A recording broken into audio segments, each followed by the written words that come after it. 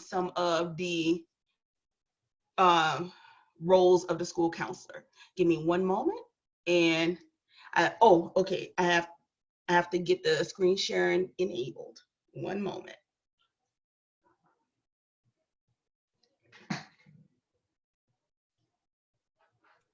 Let me know if you need my help, Dr. Varnado. Yes, ma'am.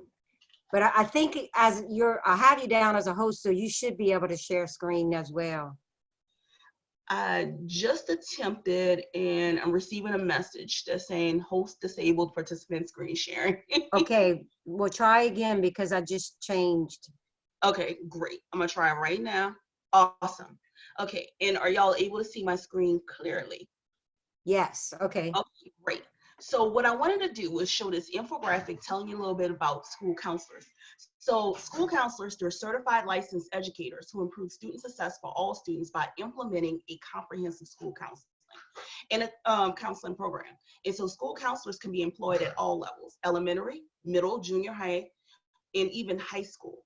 They can also be employed in district supervisory positions and school counselor educator positions. For example, both Dr. Cortez and I, we operate in roles of school counselor educators. And for the school counselor qualifications, you have to hold at minimum a master's degree in school counseling, meet the state certification licensure standards, fulfill continuing education requirements, and uphold ASCA, American School Counseling Association's ethical and professional standards. One of the benefits of applying and being admitted to the KCREP accredited Masters of Education and School Counseling program is that when you graduate from our program, you would have at least have sat for the practice examination plus completed 60 credit hours total in school counseling, along with taking a practicum, which is 100 hours, and 600 hours of internship, which would meet the minimum of Louisiana state certification requirements. And I can talk more about that at a later time. And then what else I wanted to do is tell you a little bit about some of the roles and duties that typically school counselors do in the school. They help students with applying academic achievement strategies. You also work with your students on helping with emotional regulation and teaching them how to implement effective coping skills. You may also work with the students with their college career planning. So helping students look for post-secondary options, such as going into higher education, the military, or the workforce. Some of the duties that are typical for a school counselor includes academic planning, goal setting, developing comprehensive guiding lessons plans, providing short-term counseling to students, because typically it's going to be brief in a school system. And if your students require more extensive services, you're going to refer out to your community-based clinics and or private practice settings. You're also going to provide, like I had mentioned, those referrals for long-term supports. You're also going to have to be able to collaborate with various different stakeholders, the families, the teachers, the administrators, and the communities for optimal student success. You also have to be able to be an advocate and be able to evoke change within your students. You have to also be able to facilitate and or participate in IEP meetings and student focused meetings. And you also have to make sure you are able to analyze data that's going to address student issues, needs, and challenges. An ideal caseload is 250 students per school counselor. And so that ratio is 250 to 1. All right. And then what else I want to do now is I want to transition to talking a bit about the Nichols School Counseling Program. All right. So with our Masters of Education in School Counseling Program, our program is KCREP accredited, is 60 credit hours, and we're doing more than just providing guidance, counseling, or offering advice. Instead, we're being advocates for all students. So the school systems, they're looking for you. And so what we do, we provide a variety of counseling, guidance services, in the birth setting. So I mentioned we can work in school settings, we may work in higher education settings, we may work in your college career centers, but what else, we emphasize clinical training in that K through 12 field experience. And what I love about this program is you're gonna be well versed in various different areas where you're gonna be able to integrate the counseling, the collaboration, in the program settings. So for us, the school counselors in the PK through 12 settings, that's going to include public, private, alternative, and charter schools. And so our graduates, they have been hired in school systems throughout the state of Louisiana. They've been hired in Lafourche, Terrebonne, St. Mary, Iberia, St. John, St. James, St. Charles, Assumption, Ascension, Jefferson, and Orleans parishes.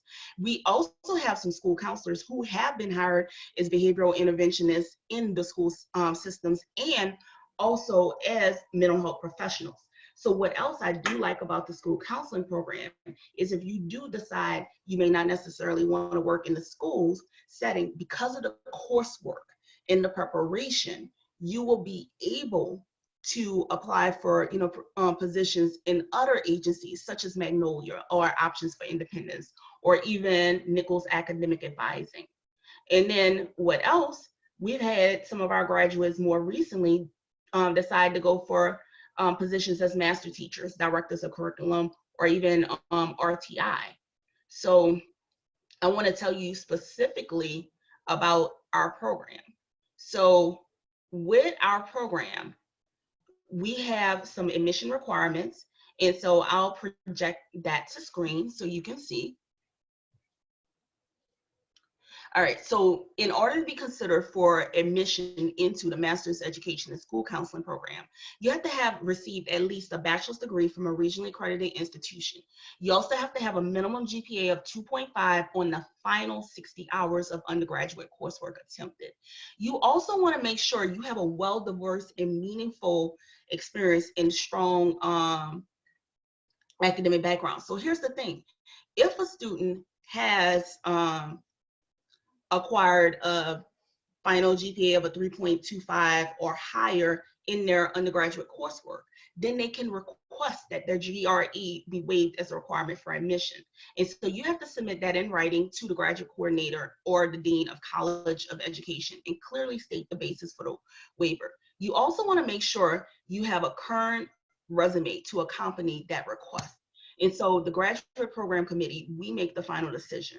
You also want to keep in mind, if you do not meet the criteria to have the GRE score waived, you would have to submit an acceptable score on a GRE before the completion of your first semester of study. And so for our program, the minimum score of 335 is required on our formula. So we're taking the GPA on your last 60 undergraduate hours times 20 plus the GRE general test score.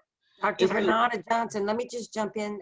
Yes, I mean, we recognize right now that students aren't able to attempt the GRE, so that would not be a barrier for students who are interested in applying for summer or fall. So we've had that come up. I know with COVID right now, the testing centers are all closed. So students would still be considered without the GRE. So that shouldn't be an issue for anyone if students are wondering about that. That is correct. So we will consider you. So don't stop. Don't let that impede you from applying. And so what we're doing, we are accepting applications at this time. And so you want to make sure you have your application packet with 3 letters of recommendation, and those 3 letters of recommendation can be submitted digitally.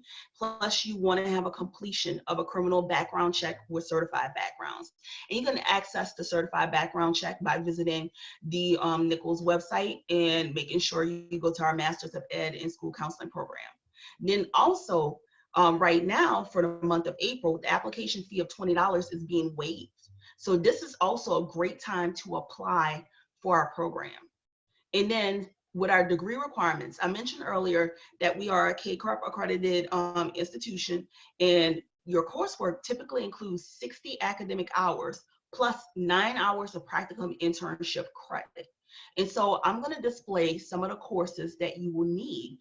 And so on average, our students complete this program in about 2.5 to 3 years. So you're going to have some foundation core courses such as the Intro to School Counseling course. And that's one of the courses that differs from the clinical mental health program. And then what else? You're going to have some advanced concentration coursework. And then you're going to have 3 credit hours of electives. And so you want to make sure when you're selecting electives, you choose electives from this list, and you can get more information from your faculty advisor. And we also have our annual program outcome report that you can access on our website too, and our handbook. So I'm going to stop the screen share, and I'm going to allow you the opportunity to ask any particular questions you may have regarding the Masters of Education in School Counseling program.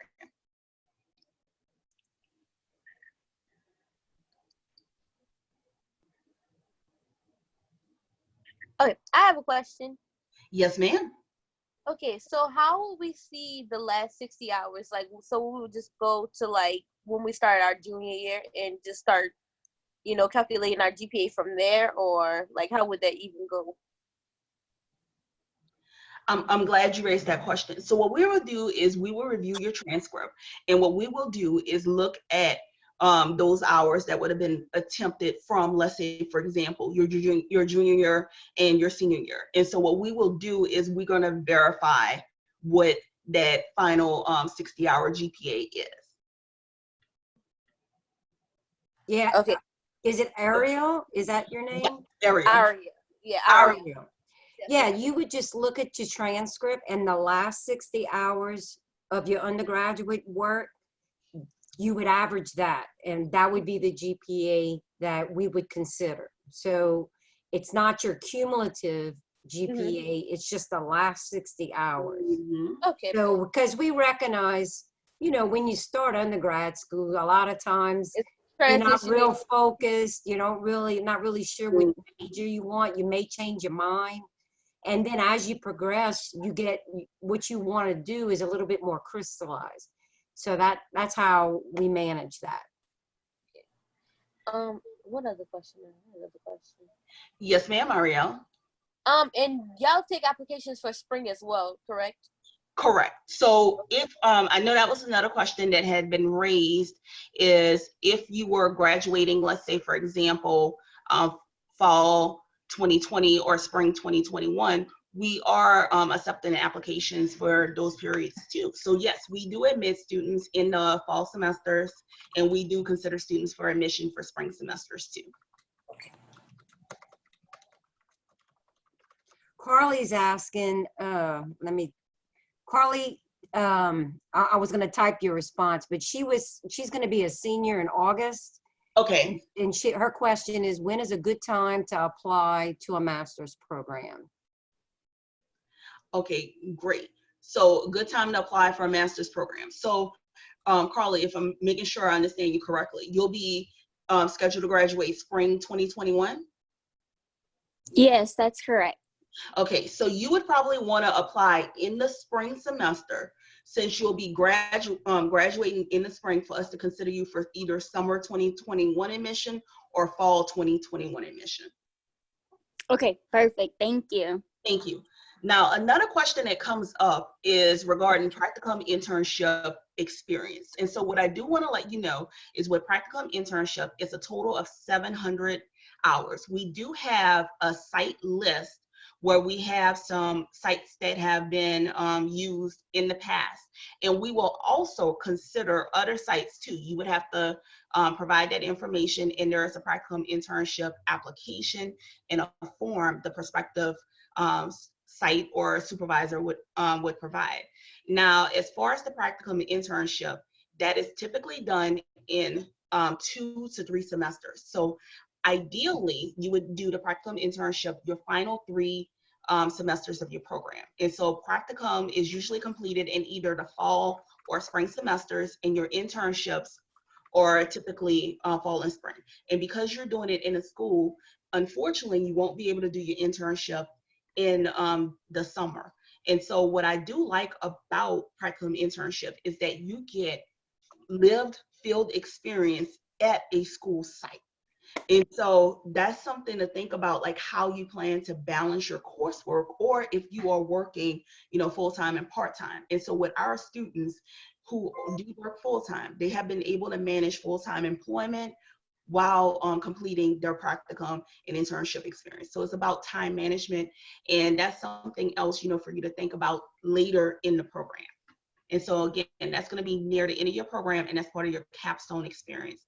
And then another question came up regarding a comprehensive examination. So we do have a comprehensive examination, and that's one of the things that you would have to successfully complete to be eligible to receive your degree from our school counseling program. Let me just jump in here, Dr. Yes. Varnado-Johnson. I just want to make you all aware as well. We have graduate assistantships, which is financial help for students in graduate school. And what that does is it pays your tuition. There's still a few fees that aren't covered, but a majority of your tuition is covered. And students are paid a stipend each semester. And basically the way our GAs work is they provide service on campus with faculty for 20 hours a week. So you would kind of like work on campus for 20 hours. Of course, right now everybody's working remote, but you would get that stipend. Mr. Ordorn, what are the amounts, the average stipends? So for the average stipends vary between the fall and the spring.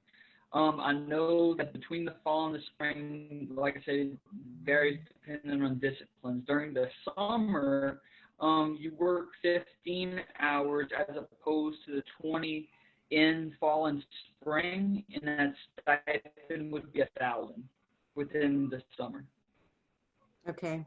So the amounts kind of vary, but just a ballpark figure, the smallest award we have for the stipend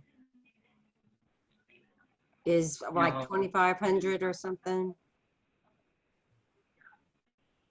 I think he kind of phased out. But anyhow, the application for $1,000. Yes. Okay, if you want to do the chat, I can read it because your sound's not coming out off for some reason. But anyhow, the application for graduate school, graduate assistantships is online, and you would submit that electronically. And that helps a lot of students get through their graduate program. You're working closely with the professors, and just really contributing to the Nichols environment in that way. A lot of our students really like that. He's saying during the summer session, it's $1,000 and it varies. And in the fall and spring, it's $2,500. Yeah, that sounds right, for 20 hours of service work. So anyhow, that's just something to make you aware for those students who are in a position to work on campus. That, that helps out. Yes, it definitely helps. And that's a great way to help with funding your study, giving back, and learning about our profession and how a higher education institution functions. All right, anybody else have a question for Dr. Varnado or myself? I have a question. So when can we expect to hear back as far as acceptance for fall semester, if we applied already? I am glad to hear that. So right now, I have actually been reviewing applications. And so what I have been doing is notifying the students of their status, and or if there are any additional items that's needed for the application. So what you can do, if you've already applied and you have not received a response directly from me, you are welcome to email me, and I'll put my email in the chat box and I can follow up. Because we're working from home right now, and so I have the most recent Excel spreadsheet, but some of you may have submitted your packets directly to the institution, and I may not necessarily be able to access those. Right. but I will get access. So I'll put my email so that way you can have it.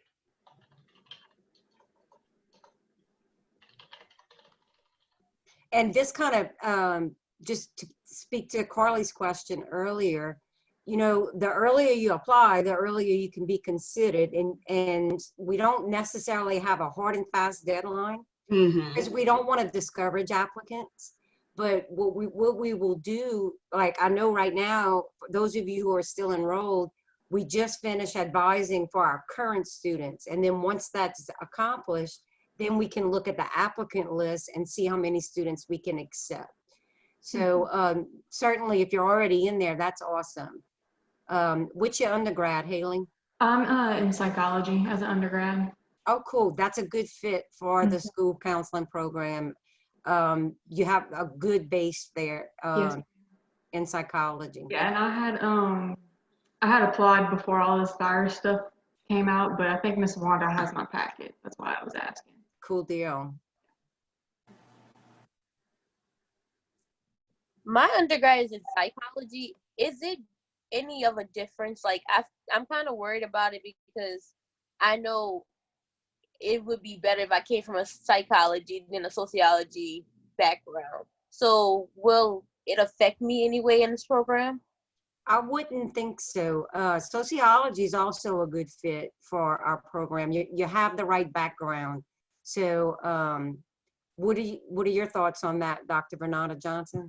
I definitely think sociology is a good fit too, because for example, my background was actually in sociology. My undergrad and my first master's was in sociology. My second master's is in counseling. And so what I like about sociology is you learn about the society as a whole, and it takes a macro approach. Whereas with counseling, we are looking at the individual and we're working with them towards the path of wellness. And so we use a wellness model, whereas psychology is more medical model based, but it will definitely complement you because some of the terms, especially when you take your social and cultural diversity courses, your especially that interventions for diverse needs, or even with appraisal class, I find that sociology background is very helpful. Same thing with, like Dr. Cortez teaches the ethics and the crisis course and the marriage and family. That will definitely put you in a great position. And even when working with students in a school system with coming from sociology, you're going to actually have an advantage of knowing some of the theorists and being able to think about how some of the systemic variables may impact that student's functioning. So you'll be able to look at like the organization and also how environmental factors may impact that student's ability to function. And I just want to emphasize, I'm sure Dr. Varnado-Johnson said that earlier, with a master's in school counseling, you have two pathways. Yes. Realistically, professionally, you can take. And one is becoming a certified school counselor and working on licensure as a licensed professional counselor. And that's something Dr. Varnado-Johnson and myself, that's credentials we both have. I'm a certified school counselor and a licensed professional counselor. So it kind of positions you to be more marketable in both a school setting or agency work or what have you. So just to make that plug for it, if you're not quite sure you want to absolutely be in a school setting or if you want to be in an agency, the school counseling track kind of positions you for both. Because we've had some graduates from school counseling go on to work in agencies and do very well and become very successful doing agency work. So it kind of bleeds into both, just to kind of make you aware of that if you didn't know already. Our classes, we have some online, well, right now everything's online, but we do have a few online. Or a normal semester, we would have a lot of hybrid classes, which means instead of meeting every week, we might meet every other week. But there are some face-to-face classes, our techniques classes. meet on campus. Although we had to improvise this semester because I'm teaching basic facilitative skills, and I had to have students submit recordings of themselves demonstrating the skills so I could give them feedback. But, you know, we all had to be creative this semester, a little flexible. So, but the practicum, as Dr. Varnado-Johnson said, is contact with, you know, direct contact with clients. And that's nothing to be afraid of, because we're going to prepare you for that. So when the time comes, when you get to that portion of your program where it's time for practicum and internship, you're going to be ready, because that's our jobs, is to prepare you for that day. Any other majors besides psychology in the group and sociology? I have a FACS degree. FACS is fine. A lot of our FACS students come on in. And your name looks familiar, Brittany. I might have had you for an undergrad class. I don't know. I believe so. Yeah, I can't pinpoint it, but I think so. Okay, just your name looks familiar. I've seen it before. Mm-hmm. Yeah. By practicum, do you mean, is that when we do the like the counseling at Nichols in the Nichols Center, or? Well, now, unfortunately, our clinic has closed. However, you will be doing your practicum in a school setting, along with the internship experience in the school. So I know in the past you would do it at the clinic. Right. Okay. And do you stay at the same school the entire time, or? Now, here's the thing. Typically, students stay at the same school. However, we've had students at various different school sites. For example, I've had some of our graduates, they'll do elementary, middle, and high school strategically. Like one student has done a different school each semester purposely. That way they were able to explain to employers different levels. Yeah, that's what I was interested in too. Like my heart is set on high school, but I mean, I could be elementary, you know, like I don't know. So I was hoping to get that different experience if possible. Yes. And so like, for example, I did elementary, I did middle, and I did a college career center. That's what I did. Now mine was a little different because it was Katrina while I wound up doing a college career center. So that's why I always let people know. But I would have stayed at the middle school if Katrina wouldn't have happened. That's a good question, Brittany. But a lot of our students opt to have those different, they want to experience the high school, the elementary, and the middle school so they can figure out where their fit is. Yeah. And I worked in a high school setting, and that was, you know, that was where I was drawn to. I never worked in an elementary school, but middle, junior high, and a high school. And I preferred the older kids, but you know, it's just where you want to specialize. Absolutely. Yes. And I love my tweens. Anybody else? Anybody thinking about applying? Or, well, Haley, you already said you were. Awesome. Well, I encourage all of you to apply. I'm looking forward to working with you. All right. And what I would like to do right now is share the screen. What I have in front of you is our University Graduate Studies contact information. This is Mr. Ordorn and myself's email, contact, and phone numbers. Calls on if you call campus, they're going to send me a recording so I can call you back.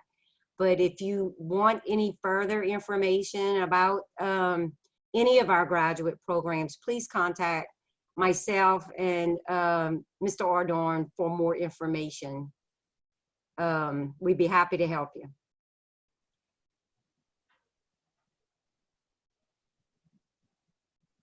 I'm just going to pause it for a minute so y'all can get that information down.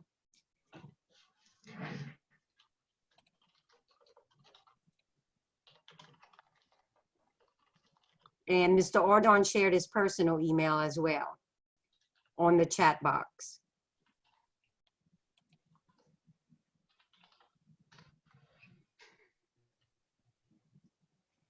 All righty. Well, if we don't have any other questions, what we'll go ahead and do is close out this meeting. I want to thank all of y'all for joining us today. I think it's awesome that you are considering attending graduate school. That's a big decision. I know a lot of students are opting to stay in school because you're already in the school mode. So transitioning from undergrad to graduate school just seems a good fit for them. But certainly if you need to leave school and come back, we'd like for you to come back to Nichols. I'm not sure if everybody's a graduate here from Nichols, but if you're not, we'd like to have you with us as part of our family. So with that said, I'm going to go ahead and close the meeting. Thank you all for showing up today. Thank you. Thank you. Thank you. Thank you.